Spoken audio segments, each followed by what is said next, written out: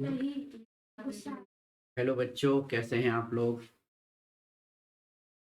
कल कुछ बच्चों का पेपर है मैथ्स का। तो इमरजेंसी में एक डिमांड आई है कि शायद एप्स ऑफ ट्रिगो यानी कि एप्लीकेशन ऑफ ट्रिगोनोमेट्री इसके कुछ क्वेश्चंस की प्रैक्टिस करा दी जाए।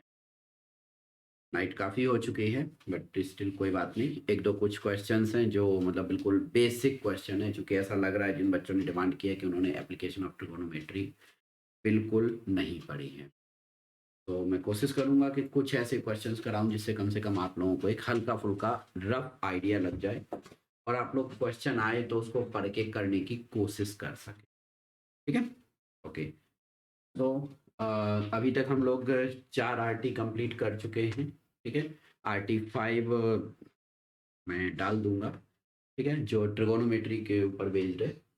बट आरटी 6 जो अभी मैं आप लोगों को करवाने वाला हूँ, दैट इज आरटी 006। ये हमारा बेस्ड होगा एप्लीकेशन ऑफ ट्रिगोनोमेट्री के ऊपर। ठीक है, तो देखो बेटा, सबसे पहले तो एक चीज बता दूं, एप्लीकेशन ऑफ ट्रिगोनोमेट्री है क्या।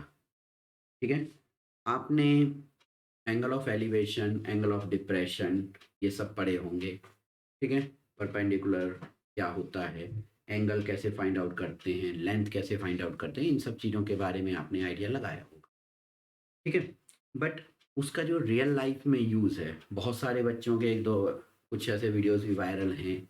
कोई कहता है कि ये साइन थीटा कॉस थीटा का यूज़ क्या है लाइफ में। ठीक है, तो मैं फैक्ट बताऊं, यूज़ एज सच तो नहीं आप कह सकते हैं, लेकिन जब आप हाइट का मेजरमेंट करते हैं, डेप्थ का मेजरमेंट करते हैं, ठीक है, एंगल, एक एंगल और एक साइड अगर आपको गिवन हो, आई रिपीट, एक एंगल और एक साइड अगर आपको किसी भी ट्रायंगल में गिवन है, ठीक है, तो इसको 6 किए देते हैं।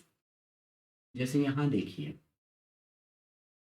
अब हुआ ये कि यहाँ पर राहुल नाम का एक लड़का खड़ा हुआ है।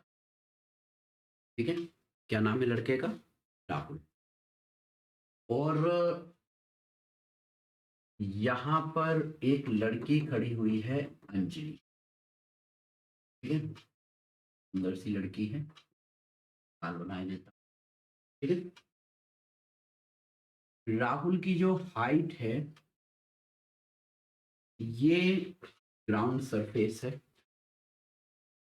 राहुल की जो हाइट है, मैंने अंदाजे से लगभग लगभग 1.5 मीटर मान ली।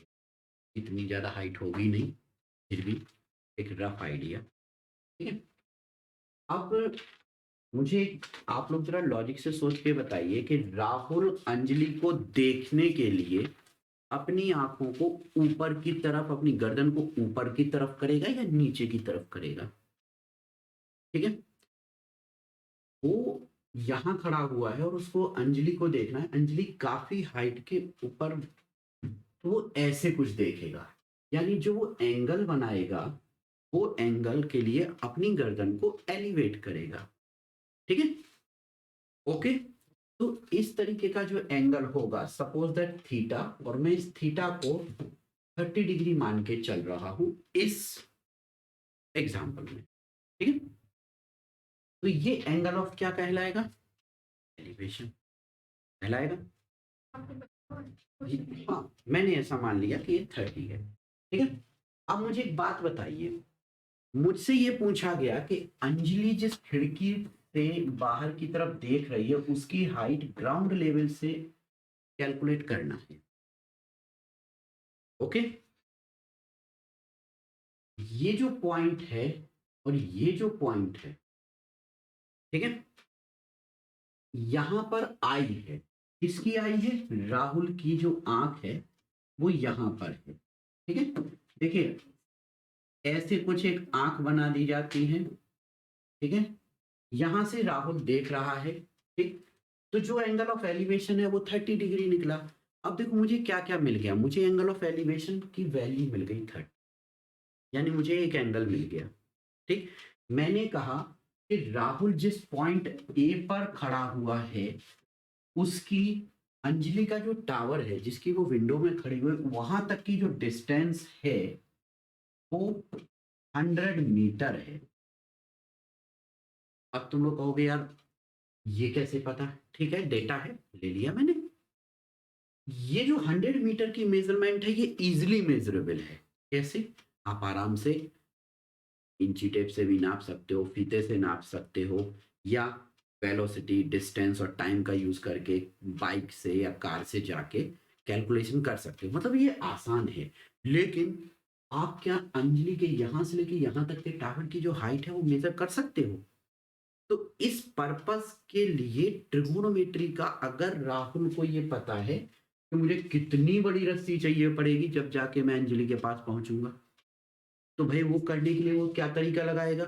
वो ये देखेगा कि भाई मैंने ट्रिगोनोमेट्री तो पढ़ी है, तो एंगल हो गया 30 डिग्री, हो गया। अब मुझे एच हाइट कैलकुलेट करनी है। आपको क्या क्या मिल गया? एक एंगल मिल गया और एक डिस्टेंस मिल गई। अब लॉजिक से सोचो, बताओ आप लोग मुझे कि ये 100 होगा कि नहीं होगा? होगा। अगर यहाँ 1.5 है तो ये जो डिस्टेंस है ये कितनी होगी? 1.5 होगी। और जहां इसकी आई है राहुल की, ये आपका होगा h माइनस 1.5। होगा कि नहीं? ठीक है। तो इस तरह के जो ये क्वेश्चन होते हैं जिनमें सिचुएशन दी जाती है, सबसे पहले अगर आप लोग चाहते हैं कि वो क्वेश्चन के आंसर्स बिल्कुल परफेक्ट रहें, सही रहें, तो इनकी जो डायग्राम्स है उनको अच्छे से बनाना सीखें। ठीक है। प्रॉपरली पढ़ने और समझने की कोशिश करो। अंजलि, अपनी आंखें खुली रखो और यहाँ ध्यान से देखो। राहुल नीचे खड़ा हुआ है, तुम्हें देख रहा है। ठीक है। पता चला वो खिड़की तक आ गया और आपने उसको नहीं देखा और वो खिड़की से कूद गया तो दिक्कत हो जाएगी आपको। ठीक है, यहाँ ध्यान दीजिए। देखो, तो यहाँ पे हमने एक ट्रायंगल महसूस किया है अभी तक डेटा के अकॉर्डिंग। देखो, ट्रायंगल को मैं थोड़ा सा वो किए देता हूँ। ये हमारा वो ट्रायंगल है। अब मुझे एक बात बताइए, आपको ये पता है और एंगल पता है। अब आप ऐसी कौन सी ट्रिगोनोमेट्रिक आइडिया, मतलब उसका रेशियो का यूज करेंगे जिससे आप एच निकाल सके? देखो, आपको ये कैलकुलेट करना है, ये गिवन है और ये एंगल है। बताओ कौन सा फॉर्मूला लगाओगे जो दिस अपॉन दिस हो, यानी कि P for perpendicular, P for base, यानी कि P अपॉन B।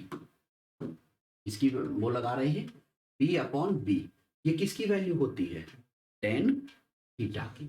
हम क्या लिखेंगे? हम लिखेंगे tan 30 degree is equal to P upon B। P का वैल्यू कितना दिया हुआ है इसमें, बताइए? H minus 1.5। नो, कैलकुलेशन के हिसाब से कितना आ रहा है? H माइनस 1.5 डिवाइडेड बाय, ये कितना आएगा? अब 1030 की वैल्यू तो पता है, 1/√3। तो यहां से क्या हो गया? अब क्रॉस मल्टीप्लाई कर लीजिए। H minus 1.5 is equal to, ये हो गया आपका रेड, ओके, और अपॉन 3 हो गया। H इज इक्वल टू क्या हो गया? 100 अपॉन √3 प्लस 1.5। तो ये जो डिस्टेंस होगी, आप √3 की वैल्यू 1.732 पुट कर लीजिए। सॉल्व करेंगे तो आपको कलेक्टिवली एक डेटा मिल जाए। ठीक है। तो अब आपको यूज समझ में आया कि क्या होता है। अगर आपको बहुत ऊंची कोई हाइट या डेप्थ या डिस्टेंस कुछ भी मेजर करना है तो वहां पे आपको राइट एंगल ट्रायंगल बनता हुआ महसूस करना पड़ेगा। उसमें आप किसी भी ट्रिगोनोमेट्रिक रेशियो का यूज करके, नॉर्मली बता दूं बेटा 10 ही यूज होता है, क्योंकि आप चाहें तो आराम से निकाल सकते हैं। ठीक है। काइट प्रॉब्लम्स होती हैं, बैलून प्रॉब्लम, इनमें थोड़ा बहुत कहीं साइन या कॉस का यूज हो जाता है, बट बहुत सारे केसेस में 10 से आपकी ये प्रॉब्लम सॉल्व हो जाती है। ठीक है। तो यहां से आपको आइडिया लग गया। तो ये मैंने आपको एक हाइपोथेटिकल एक सिचुएशन बताई थी। ठीक है। एक और चीज मैं आप लोगों से डिस्कस करना चाहूंगा। आप लोग कह रहे होंगे कि सर आपने इस, जब आपको ये पूरा एच निकालना था, आपने सिर्फ इतने को एच क्यों एज्यूम नहीं किया? सोचिए।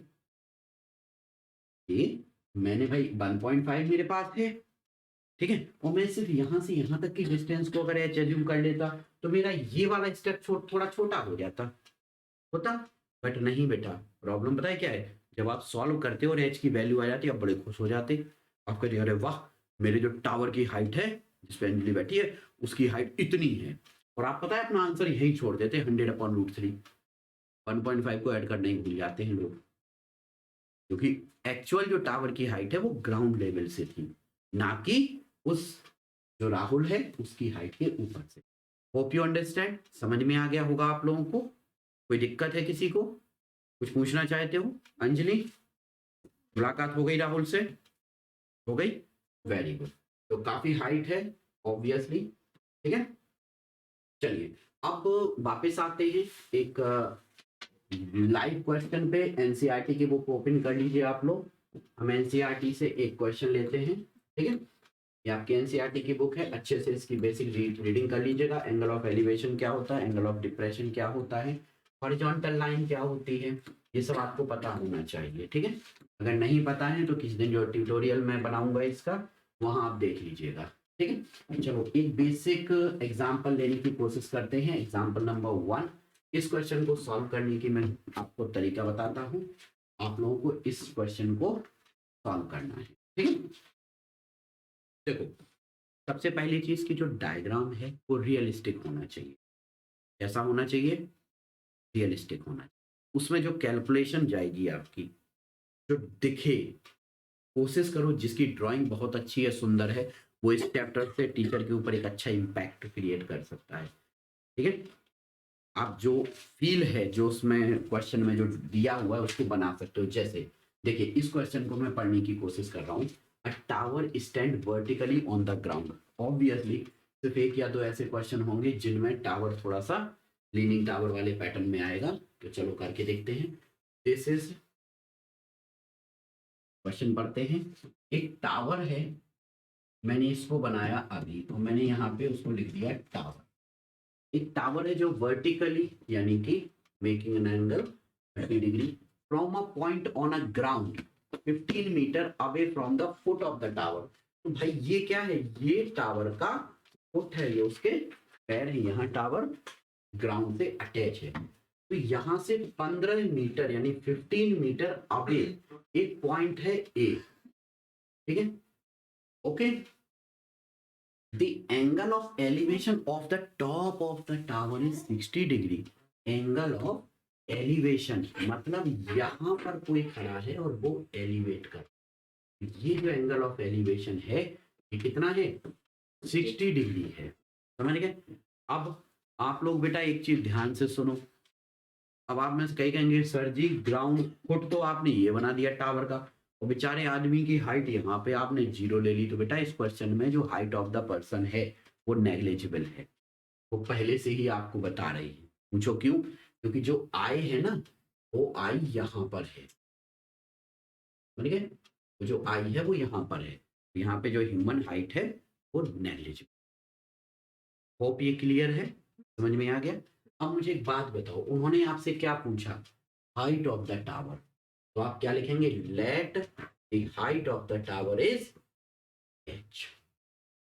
समझ में आ गया? ओके। अब देखो बेटा, जितना टाइम होगा, जिस हिसाब से आपके पास टाइम हो, उतना आप इस क्वेश्चन में अपना कैलकुलेशन और बाकी सब चीजें सुंदर बनाने की कोशिश कर सकते हो। जैसे ये ए हो गया, ये बी बना दो, ये सी बना दो, ठीक है। यहाँ पे क्या लिखेंगे? Let the height of the tower. क्या हो गया? Height of the tower. तो हाइट ऑफ द टावर कितना हो गया? h, ठीक है। ओके, समझ में आ गया? ये आपका मीटर, ठीक। अब जरा लॉजिक से सोचो, इसमें कौन सा लगना है? 1060। 1060 क्या होगा? BC अपॉन AB, यही होगा ना अभिषेक? BC upon AB।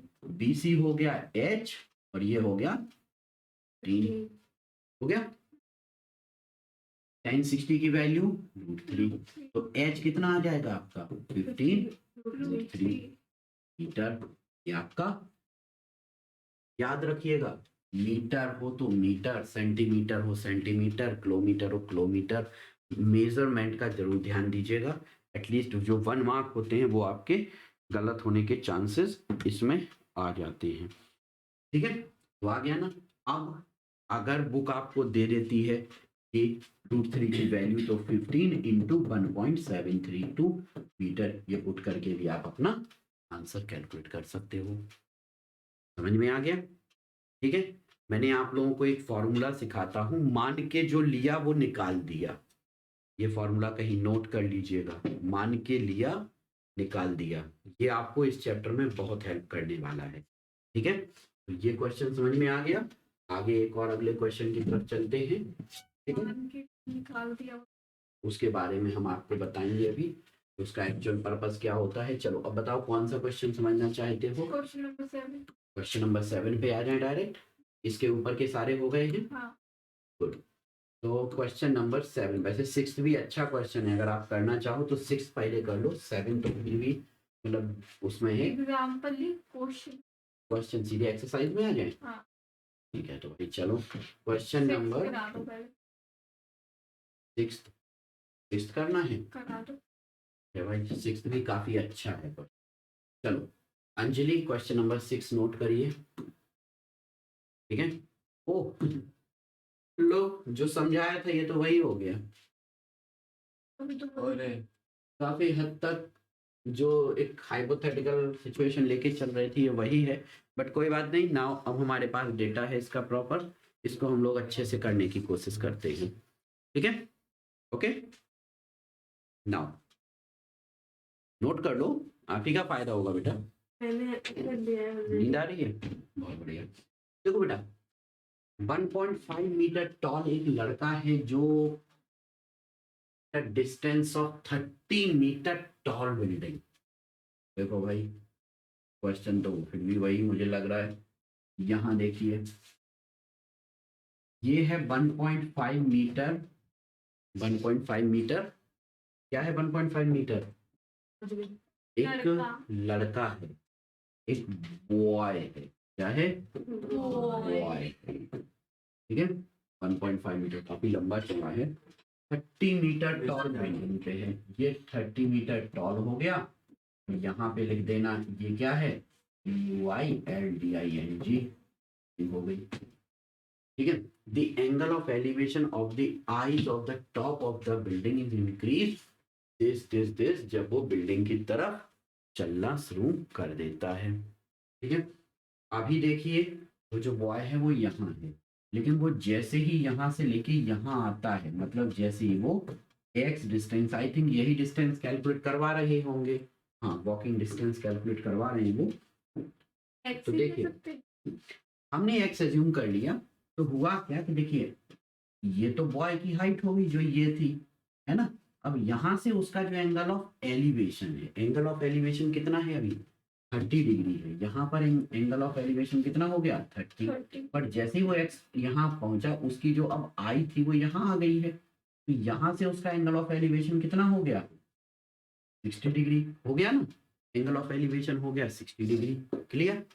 अब मुझे क्या फाइंड आउट करना है? ये एक्स। देखो बेटा, इस डिस्टेंस की भी जरूरत पड़ेगी, इसको आप वाई एज्यूम कर लीजिए। ठीक है, अब चूंकि इसमें ना मल्टीपल ट्रायंगल बनते हुए दिख रहे हैं, तो मैं पहले नेमिंग कर दूं ताकि आप लोगों को समझाने में आसानी हो। देखो, इसको आप बोल दो ए, इसे बोलो बी, सी, डी, ई, एफ और। ठीक है, बाकी देखो इसमें एक बेसिक थ्योरी लिखनी होती है, वो थ्योरी आप लोग लिख सकते हो। थ्योरी क्या है? आप बोलेंगे let the walking distance be x. X क्या है? ऑब्वियसली यहाँ पर मीटर यूज किया गया, तो एक्स मीटर का करेंगे। ठीक है, ओके, नोट करते जाइए आप लोग। ओके, नाउ देखो, इन ट्रायंगल अब मैं सबसे पहले ले रहा हूं बी, डी और सी। बीडीसी ट्रायंगल लेने की कोशिश कर रहा हूं। देखो मैं बीडीसी को थोड़ा सा ना वो किए देता हूं, ये मैंने बीडीसी ट्रायंगल को थोड़ा सा शेडेड कर दिया। ठीक है, देखो बीडीसी ट्रायंगल को शेडेड किया। अब इन ट्रायंगल बीडीसी हमने क्या फॉर्मूला लगाया? 10 60। अब यहाँ देखो एक चीज ध्यान से देखिए आप लोग, ये है 1.5, तो ये इतनी डिस्टेंस भी आपकी 1.5 होगी, होगी कि नहीं होगी? ये बची हुई डिस्टेंस कितनी होगी 28.5 होगी ना। 30 में से 1.5 रिड्यूस हो जाएगा, कम हो जाएगा, लेस कर देंगे। सो यहाँ पे आप इसको क्या लिखेंगे 28.5 अपॉन 5, ये हो गया आपका √3 is equal to 28.5 upon y। तो y इज इक्वल टू कितना हो गया 28.5 अपॉन √3। ठीक है, √3 से ऊपर नीचे क्या कर देंगे मल्टीप्लाई कर देंगे, डेसिमल्स कर देंगे। तो ये आ जाएगा आपका 28.5 √3 अपॉन √3 कितना होता है मल्टीप्लाई करने पे 3 होता है। 3 से इसको क्या 3 9 27 और 3 पंचे √3 एज इट इज ही है। ठीक है, सो ओवरऑल आपकी जो y की वैल्यू हो गई वो हो गई 9.5 √3 क्या मीटर। आगे समझ में यहाँ तक कोई दिक्कत? गुड मॉर्निंग मैम, जाग रही हैं आप? ओके, नाउ अब हम लोग कर रहे हैं इन ट्रायंगल। अब कौन सा ट्रायंगल ले रहे हैं हम लोग A B C, A B C triangle A B C. अब ए डी सी में देखो हम फॉर्मूला क्या लगाएंगे tan 30 degree is equal to x plus sorry tan 30 is equal to क्या आएगा 28.5 डिवाइडेड बाय बेस क्या होगा।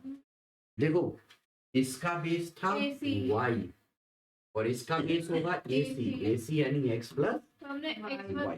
AC में लिख सकते हाँ लिख सकते हैं, हैं, देखो ना लिख सकती हो, समझदार बच्चे हो तुम लोग।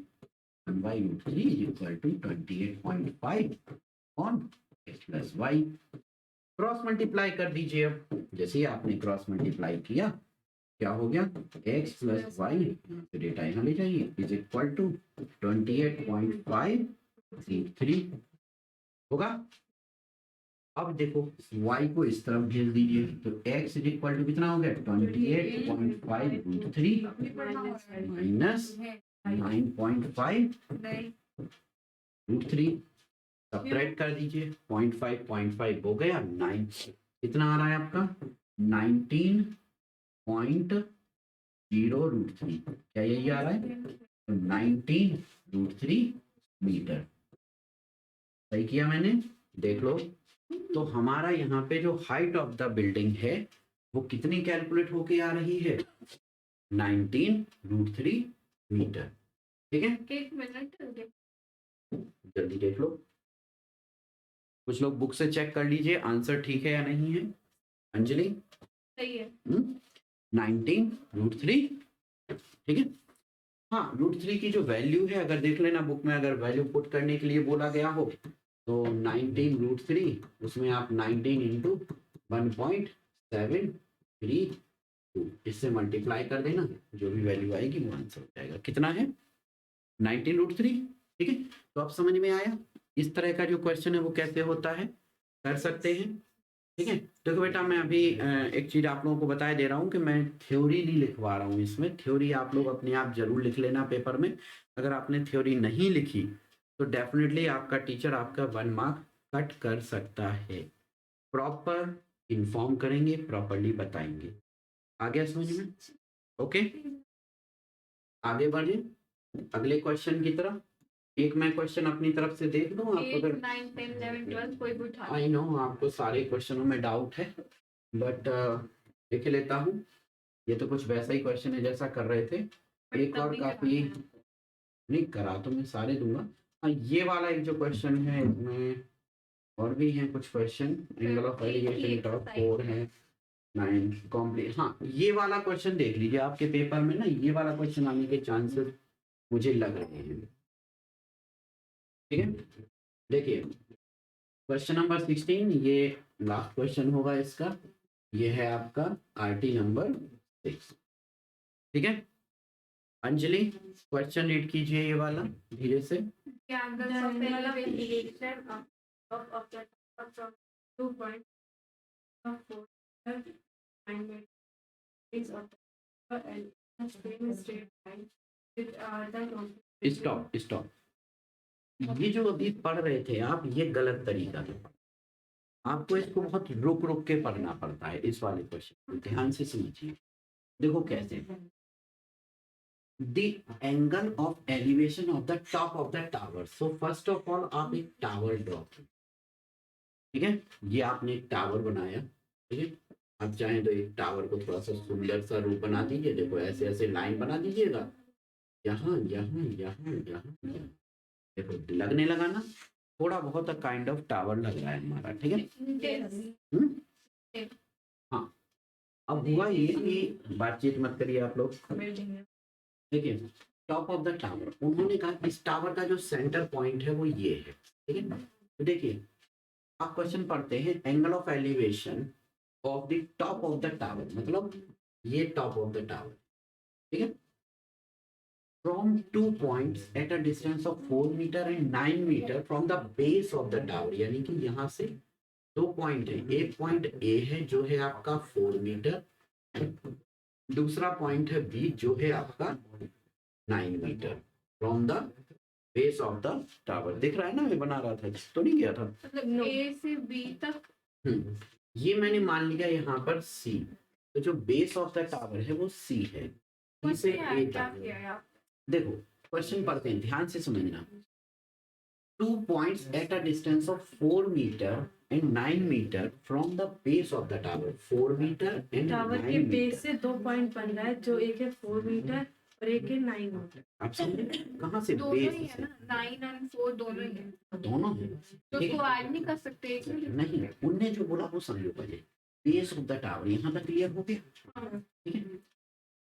In the same line, obviously base line पे हमने लिया, जो एंगल्स बन रहे हैं एक दूसरे के कॉम्प्लीमेंट्री। वो क्या है, एक दूसरे के कॉम कॉम्प्लीमेंट्री है। देखो वो कॉम्प्लीमेंट्री है, तो आपको पता है ना कॉम्प्लीमेंट्री क्या होते हैं। अगर आपने इसको थीटा बोल दिया तो ये वाला कितना होगा, 90 माइनस थीटा, हो गया। तो देखो ए बी सी, इसे आप बोल दो डी, ठीक है। बस इस डायग्राम को बनाने में ही दिक्कत होती है, एक बार डायग्राम बन गया तो आराम से आप क्वेश्चन सॉल्व कर सकते हो, ठीक है। देखो अब तो ये और आसान हो गया क्वेश्चन, देखना कैसे, यहाँ देखिए, अब लिखिए इसमें फ्रॉम ट्रायंगल, जय बात मत करो, from triangle A D C, ठीक है। हमने यहाँ पे लगाया 10। अच्छा एक और चीज लिख लीजिए, हाइट ऑफ द टावर, जो आपसे पूछी है, नहीं अरे वाह हमें तो प्रूफ करना है, बट हम इसको कैलकुलेट करेंगे। Let the height of the tower be h, हम height of the tower h ले लेंगे। तो this is tan theta is equal to h upon 4, हो गया। tan theta is equal to h upon 4, हो गया। ये हमारी इक्वेशन आ गई, इक्वेशन नंबर 1। अब लगाइए from triangle B D C, ठीक है, बी डी सी ट्रायंगल ले लीजिए, ठीक है, from triangle B D C, हो गया। अब देखिए इसमें हमने फिर से लगा दिया tan 90 minus theta is equal to h upon 9। अब एक बात बताइए, tan 90 माइनस थीटा क्या होता है, cot थीटा होता है ना, cot थीटा। इसकी वैल्यू कितनी हो गई, h अपॉन 9, 10 तो उल्टा होता है ना। यस। अब इसे आप लिख दो 1 अपॉन tan थीटा, तो कितना हो गया ये h अपॉन 9। अब देखो हम क्वेश्चन में ही रहते हुए क्वेश्चन से ही आंसर निकालते हैं। आप कई लोग कहते हैं वैल्यू पुट कर दो, अरे भाई क्यों वैल्यू पुट करें, इसी में आगे बढ़ते हैं ना थोड़ा स्मार्टली। अब 1 अपॉन tan थीटा, इस पूरे को जो दिया है ना 1 upon tan theta is equal to h upon 9, इसको स्विच कर दो, तो ये हो गया tan theta is equal to 9 by h। अब इक्वेशन 1, यहाँ से ये वैल्यू निकालो और यहाँ पुट कर दो, कर सकते हैं ना। देखो tan थीटा की वैल्यू यहाँ पुट कर सकते हैं, तो tan थीटा की जब मैंने वैल्यू पुट की तो हमारी वैल्यू कितनी है, देखो h upon 4 is equal to 9 upon h, आई ना, समझ में आया। तो यहाँ से हमने इसकी वैल्यू पुट कर दी। बच्चों समझ में आ रहा है ना आप लोगों को, ठीक है, ओके ना। अब देखिए क्रॉस मल्टीप्लाई किया, मतलब h square is equal to 9 4 जा 36, सो h की जो वैल्यू आएगी वो कितनी हो गई, कितनी हुई, प्लस माइनस 6। अब आप लोग कहोगे कि सर टावर की हाइट -6 तो नहीं होनी है ना, बेटा देखो, ये जितना ऊपर की तरफ काम करेगा उतना नीचे की तरफ भी काम करेगा, ठीक है। और स्क्वायर में ऐसा होता है कि नेगेटिव वैल्यू भी आ सकती है, इसीलिए आप उसको इग्नोर कर दो तो आपका h इक्वल टू कितना हो जाएगा 6 मीटर। देखो यही प्रूफ करना था ना सही हमको, पहले लिखा जाता है। देखो आप मुझे एक बार बताओ 6 का स्क्वायर कितना होता है 36, और -6 कितना होता है -6 इंटू -6 36 होता है ना। हाँ। तो जब अंडर रूट लेंगे, ठीक है, तो दोनों वैल्यू आती हैं, माइनस भी आएगा और प्लस भी आएगा, ठीक है 36 के केस में। तो यहाँ आपको ध्यान देना है, यहाँ बेसिकली देखा जाए तो फिलहाल prove that the height of the tower is 6 meter. बिल्कुल आएंगे, और याद रखिएगा एक अल्फा बीटा वाला क्वेश्चन भी आने के चांसेस हैं। अल्फा बीटा का जो क्वेश्चन है वो आने के चांसेस हैं। गुरुजी करा दीजिए। गुरुजी करा दीजिए। ये वाला क्वेश्चन समझ में आ गया। हाँ। देखो इस क्वेश्चन में सिर्फ कॉम्प्लीमेंट्री वर्ड की वजह से ये क्वेश्चन इंपॉर्टेंट हो जाता है, अगर कॉम्प्लीमेंट्री होता क्योंकि है जिसको ये नहीं पता कि कॉम्प्लीमेंट्री एंगल क्या होते हैं वो इस क्वेश्चन को सॉल्व ही नहीं करता। अगर कॉम्प्लीमेंट्री की जगह सप्लीमेंट्री होता तो सप्लीमेंट्री होगा तो ट्रायंगल नहीं बनेगा। सप्लीमेंट्री एंगल का सम कितना होता है बताओ? 180 बनेगा? तुम राइट एंगल ट्रायंगल पढ़ रहे हो, पूरा पाइथागोरस ही राइट एंगल ट्रायंगल पे बेस्ड है। चलो एक और क्वेश्चन है, वैसे आपके में अल्फा बीटा के क्वेश्चन नहीं है, बट हम एक क्वेश्चन और आपको बता देते हैं। केवल एलिवेशन ऑफ दिस कौन सा करना चाहेंगे? अब मैं स्टार्टिंग से करा दो। तो आप 1 बाय 1 सारे क्वेश्चन करना चाहती हैं? हाँ जी। क्वेश्चन नंबर ठीक 7 है, एक काम करते हैं। क्वेश्चन नंबर 7 से हाँ? क्वेश्चन नंबर 7 से बाकी करा दिए। एक काम करते हैं बेटा, क्वेश्चन नंबर 7 इस समय काइट फ्लाइंग, ये वाला क्वेश्चन कर लीजिए। क्वेश्चन नंबर 5 अभी जो हमने क्वेश्चन किया था, ठीक है, ये काइट है आज की इस क्लास का लास्ट क्वेश्चन। उसके बाद आप लोग प्रैक्टिस कीजिएगा, दिस इज RT6। उसके बाद आप लोग प्रैक्टिस कीजिएगा, जो भी क्वेश्चन आपको ऐसे डाउट आएगा मुझे बता दीजिएगा, मैं रिवीजन में आपको वो सॉल्व करवा क्वेश्चन दूंगा, नंबर 5 ठीक है। बहुत इजी है। ओके देखिए बेटा, इस क्वेश्चन को ध्यान से समझते हैं। एक काइट है, ऑब्वियसली भाई काइट यानी पतंग है। पतंगें तो सबने उड़ाई होंगी। अंजलि की अगर पतंग उड़ाने जाए तो पता चला पतंग नीचे आ जाए, अंजलि उड़ जाए, है ना, ऐसा भी हो सकता है। ऐसा नहीं होगा। ऐसा हो सकता है अंजलि। देखो तो एक काइट है जो कुछ यहाँ उड़ रही है, बड़ी प्यारी सी काइट है, ये काइट है, ठीक है। ये a kite is flying at a height of 60 meter. कितना कितना? at a height of 60 meter. आपने पहले कर लिया आपने। कर लिया? हाँ। क्या बात है, फिर हमसे क्यों पूछ रहे हो? वो तो पूछ 7 तो पूछ। चलो अब तो मैं बताऊंगा ये वाला। देखो भाई ये 60 मीटर है द ग्राउंड। काइट की जो हाइट है बड़ा नीचे उड़ रही है।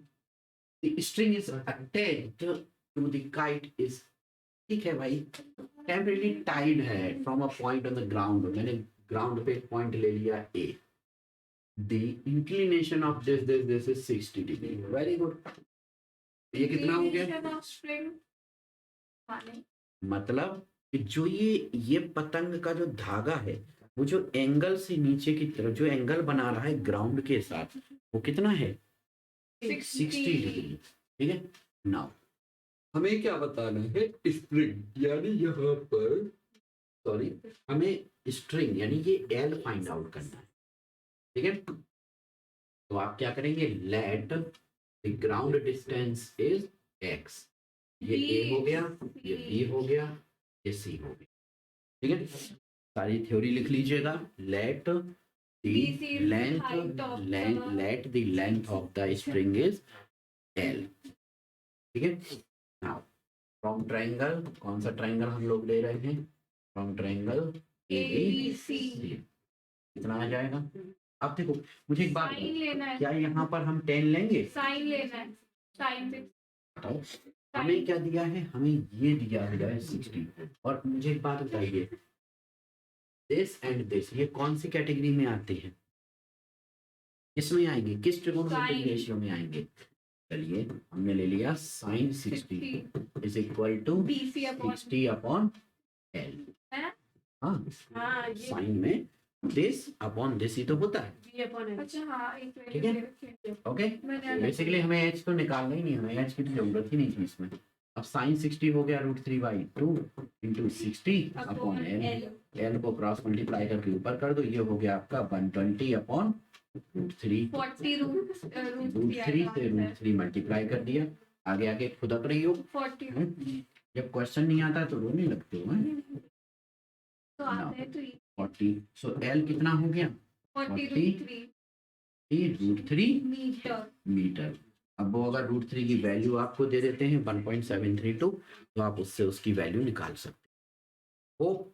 हम लोग इस समय कुछ काफी क्वेश्चन कर चुके हैं, ठीक है, ऑलमोस्ट क्लास ओवर होने का टाइम भी हो रहा है। तो अगर अब भी आप लोगों को कुछ अल्फा बीटा रिलेटेड कुछ क्वेश्चंस अगर मिल जाते हैं, मैंने जो शीट दी है उसमें आपको मिल जाएंगे, तो ऐसे कुछ क्वेश्चंस जरूर कर लीजिएगा, उनके आने के चांसेस काफी होते हैं, ठीक है। बाकी कोई और डाउट हो, कोई और क्वेश्चन समझना हो तो मुझे बता दीजिएगा। मिलते हैं अगले वीडियो में। Thank you so much, thanks for watching. Bye.